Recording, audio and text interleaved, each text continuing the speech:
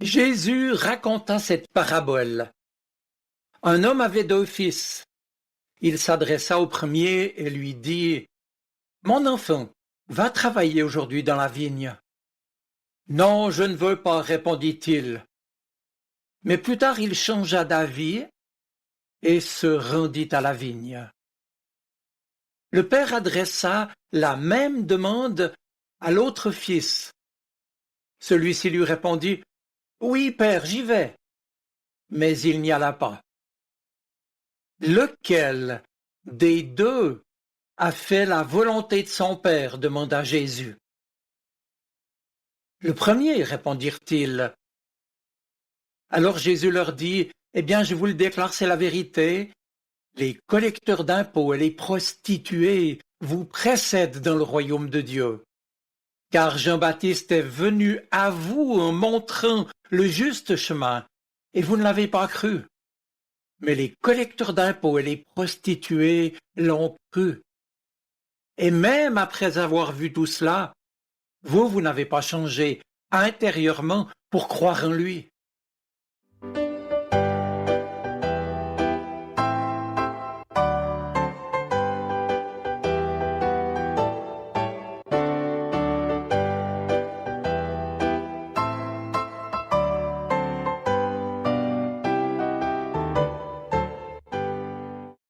Si j'avais à formuler un vœu sous forme de béatitude en ce début d'année civile nouvelle, je dirais ceci.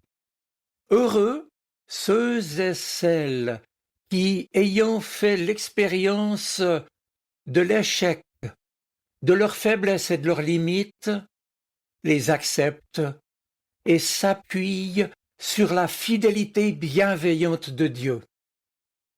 Oui, mes amis, c'est dans cet esprit qu'il nous faut accueillir ce que le Seigneur veut nous dire aujourd'hui.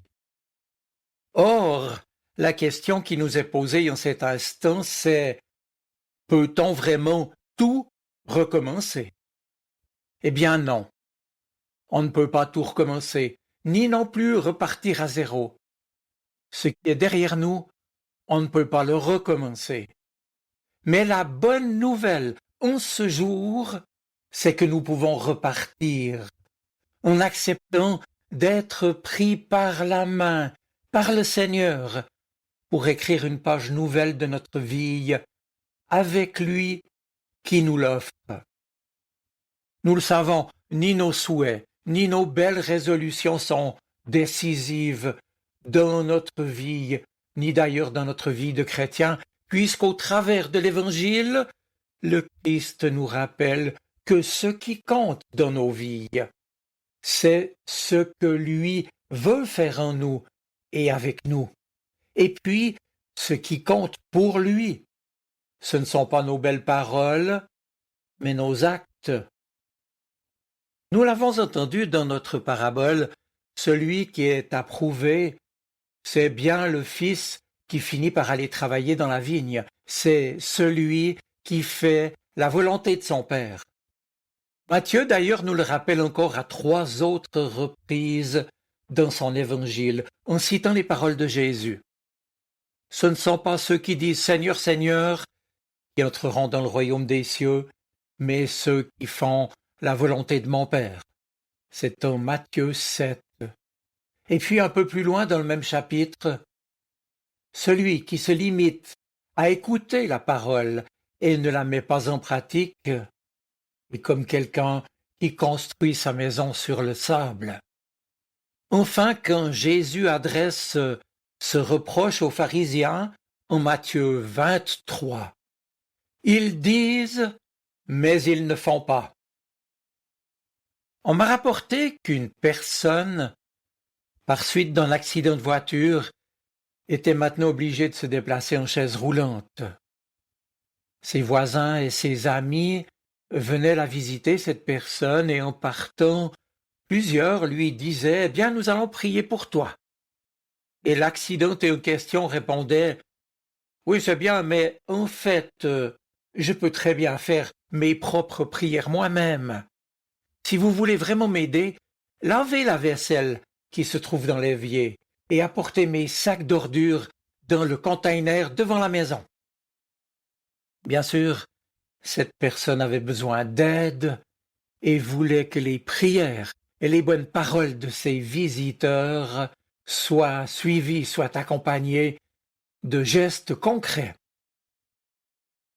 Aujourd'hui, l'un des drames de notre vie sociale se produit lorsque la parole donnée cesse précisément de se traduire en actes.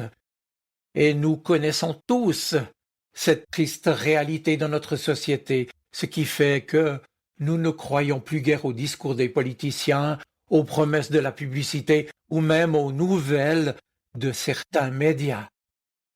Et on constate ainsi, hélas, que la parole donnée a perdu de sa valeur et en conséquence la confiance avec elle, ce qui est bien plus grave. Mes amis, ce que nous dit l'Évangile aujourd'hui, c'est que notre foi chrétienne ne doit pas être une foi de parole seulement, mais une foi active qui influence tous les aspects de notre vie et qui nous renvoie ainsi à nos responsabilités quotidiennes. Il s'agit de faire et non de dire. Notre parabole nous rappelle par ailleurs une autre vérité tout aussi essentielle, à savoir que dans nos vies, aux yeux du Seigneur qui nous connaît si bien, les jeux ne sont jamais faits et il est toujours temps de se reprendre. Avec Jésus, quelle que soit notre histoire, quels que soient nos échecs, quels que soient nos refus précédents, un changement est toujours possible. Ça, c'est une bonne nouvelle. Et nous ne sommes jamais enfermés dans notre passé. Lui, Jésus, nous offre une nouvelle chance. Et personne n'est figé dans ce qu'il a fait auparavant. Personne n'est étiqueté dans ce qu'il a vécu, en bien ou en mal. Le Seigneur, en chacun de nous, ne voit que ses enfants qui avancent ou qui reculent. La parabole des deux fils est un appel au changement adressé à chacun, à celui qui ne veut pas, comme à celui qui accepte, mais qui ne fait pas. Et cela pour nous dire qu'aujourd'hui encore, si nous l'acceptons, nous pouvons saisir la main que Dieu nous tend pour vivre avec lui la suite de notre parcours de vie, qu'il soit bref ou long. Dieu seul le sait. Dans la vigne du Seigneur, il y a encore de la place pour ceux et celles qui répondent à son invitation. C'est ce qu'ont accepté de faire Zachée, Marie-Madeleine ou la Samaritaine, par exemple, et tant d'autres après eux, car tout au long des évangiles, nous découvrons que les témoins de la foi, petits ou grands, sont, comme nous, des pécheurs pardonnés qui ont saisi la main que Jésus leur a tendue.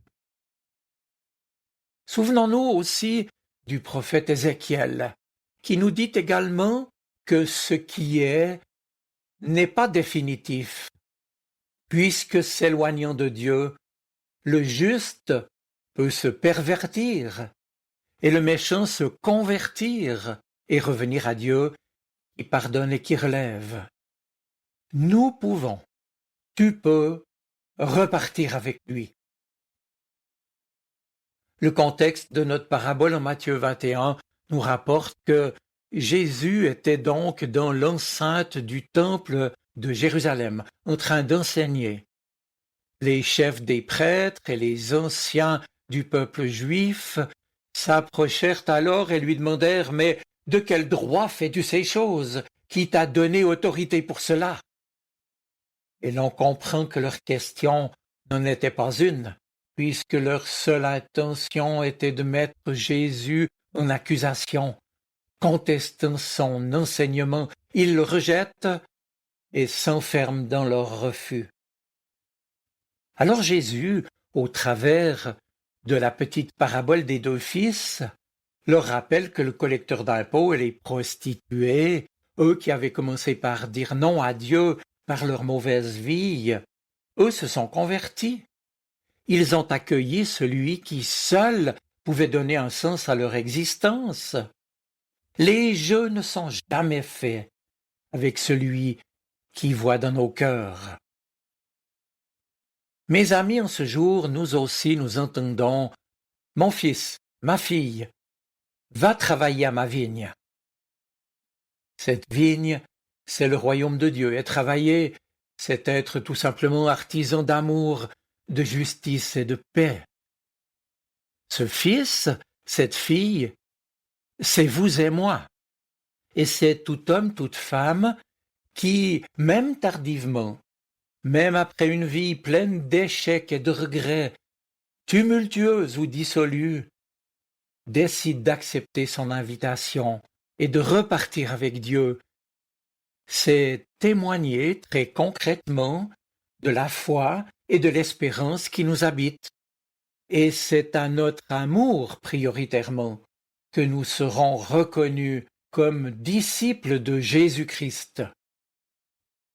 Cela dit, souvenons-nous aussi que Jésus a déclaré à ses disciples « Il faut que le Fils de l'homme soit élevé ». Il s'agit de comprendre ici qu'il soit mis à mort, afin, poursuit Jésus, que quiconque croit ait la vie éternelle. Il faut, c'est un impératif. Notre salut voulu par Dieu notre Père, dans son projet d'amour, devait passer par la croix. Il ne pouvait pas en être autrement. Certes, on peut toujours rêver d'un Dieu qui sauve les hommes d'un coup de baguette magique, mettant fin à toutes les crises, les guerres et les injustices qui blessent notre monde. Mais ce n'est pas ce que Dieu a voulu pour nous. Il est question de vie et de mort, et Dieu n'est pas une bonne fée, ni n'utilise une baguette magique. Non, Dieu s'est donné lui-même pour nous. Il a tant aimé le monde qu'il a donné son Fils unique, Jésus. Il l'a donné, j'insiste, au sens de livrer, au sens de sacrifier. Et ce qui a été voulu par le Père et consenti par le Fils est l'acte ultime de son amour. Il est mort pour chacun de nous, pour nous donner la vie et son pardon. C'est cela, le mystère de la foi en Jésus-Christ mort et ressuscité. Et ce sera bien sûr toujours un scandale pour les Juifs et une folie pour les non-Juifs, comme le disait déjà l'apôtre Paul. Mais c'est bien de cela dont nous avons à être les témoins dans le monde d'aujourd'hui et là où Dieu nous a placés. Mais, car il y a un mais, pour que nous soyons crédibles aux yeux de ceux qui nous entourent, il faut d'abord que ce grand mystère de la foi, nous nous l'approprions personnellement. Il s'agit d'accepter de mourir et de naître à une vie nouvelle avec Jésus, de demeurer en lui, attaché à lui, en communion avec lui, jour après jour, pour que sa mort et sa résurrection impactent et transforment notre vie personnelle et notre vie en relation avec les autres. Et cela passe par notre foi. Dieu a tellement aimé le monde qu'il a donné son Fils unique afin que quiconque croit en lui ne soit pas perdu, mais qu'il ait la vie éternelle. Au XVIIIe siècle, le philosophe Emmanuel Kant affirmait que ce qui compte, c'est l'idéal moral proposé par Jésus. Eh bien, mes amis, si le christianisme n'était que cela, une idéologie, une simple éthique de vie, un idéal moral comme le pensait Kant qui faisait abstraction de l'humanité et de la divinité du Christ, alors il ne resterait pas grand-chose de l'Évangile. Car la foi chrétienne, très concrètement, c'est précisément Jésus ressuscité qui vient habiter par son esprit dans la vie de ceux et celles qui croient en lui, c'est-à-dire qui l'accueillent dans leur vie pour vivre de sa mort et de sa résurrection, et puis avec son aide pour faire sa volonté. Cela dit, nous n'avons bien entendu pas à juger les autres, et encore moins à les condamner s'ils méprisent notre foi. Mais avec l'aide de Dieu, à témoigner de celui qui nous a donné sa vie pour nous, et à vivre en rayonnant de son amour, de la foi et de l'espérance qui nous habite. Nous sommes envoyés dans sa vigne, dans ce monde, pour y être témoins de l'Évangile, et c'est bien à notre amour que nous serons reconnus comme ses disciples. Peu importe donc que nous soyons compris ou incompris, puisque notre conviction en tant que chrétiens consiste à croire que l'amour de Dieu, loin d'être un sentiment diffus et abstrait, est si concret que lui participe à notre existence et aussi à nos peines, à nos épreuves et jusqu'à notre mort. Le don de la vie de Jésus sur la croix fait que nous sommes, pourrait-on dire, devenus propriété de Dieu, marqués du sceau de son esprit, car le sang du Christ nous a rachetés de nos fautes et lavés du mal. Il nous soustrait à l'esclavage du péché et de la mort, comme le dit le Nouveau Testament. L'amour de Dieu est un amour très concret. Et quand l'Évangile nous parle de l'amour de Dieu, c'est en insistant aussi sur sa gratuité. C'est par la grâce, nous dit Paul, que vous êtes sauvés, à cause de votre foi. Cela ne vient pas de vous, c'est le don de Dieu. La grâce, c'est l'amour gratuit que Dieu nous offre. Et puis, c'est de cette confiance sereine en la personne de Jésus dont nous avons à vivre, une foi lumineuse qui englobe non seulement ce que l'on croit, mais aussi ce que l'on a à vivre.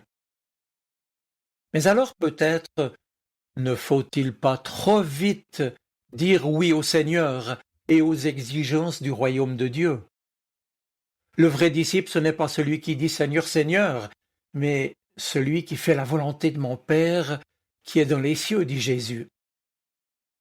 Peut-être faut-il d'abord prendre conscience de nos résistances.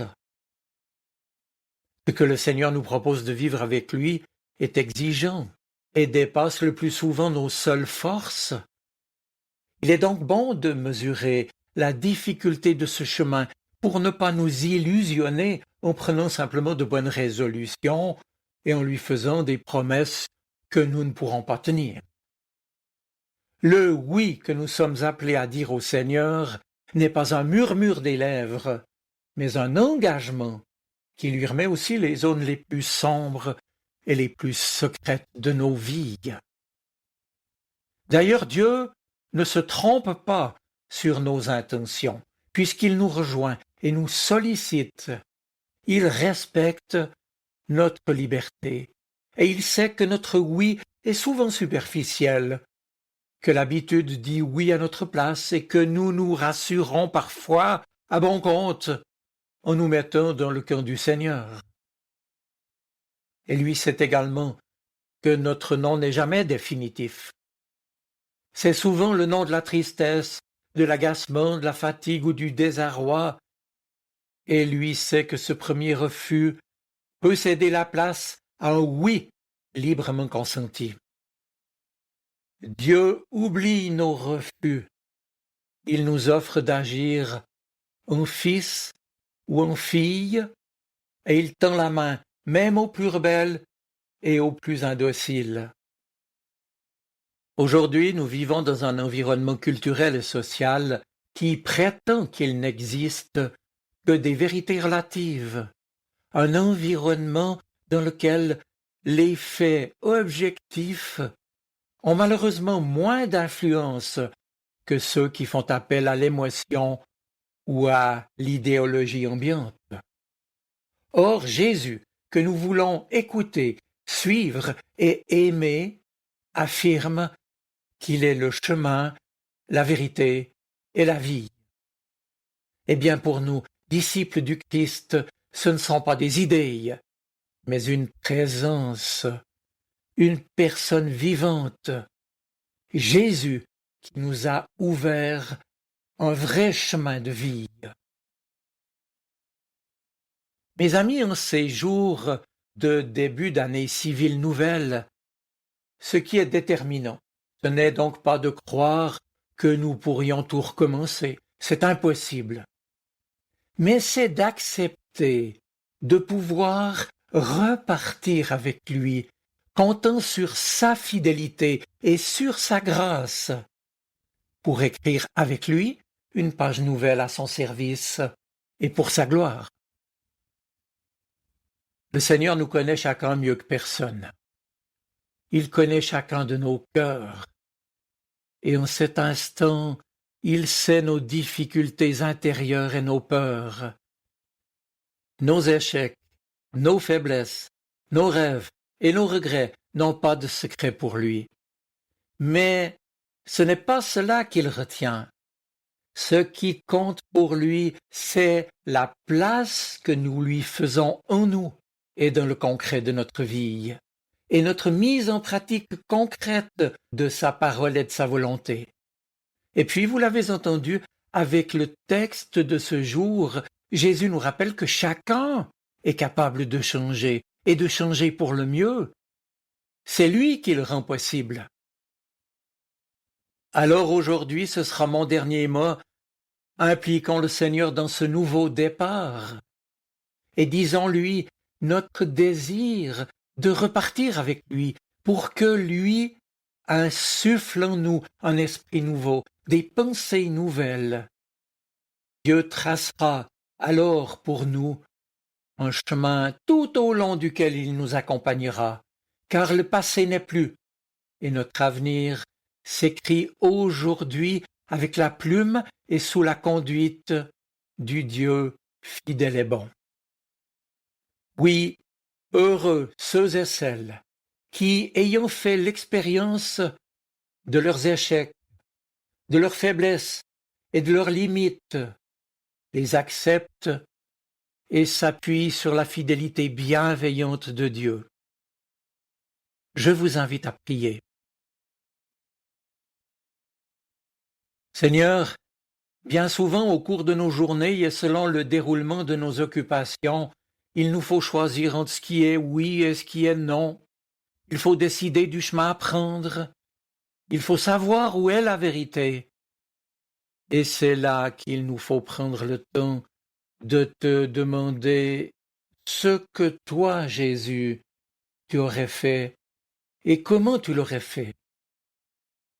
Alors, Seigneur, avec ton pardon, augmente notre foi, afin que nous soyons ouvriers dans ta vigne et témoins de ton amour incommensurable, toi qui, en ton Fils bien-aimé, nous as tout donné. Au nom de Jésus-Christ, Amen.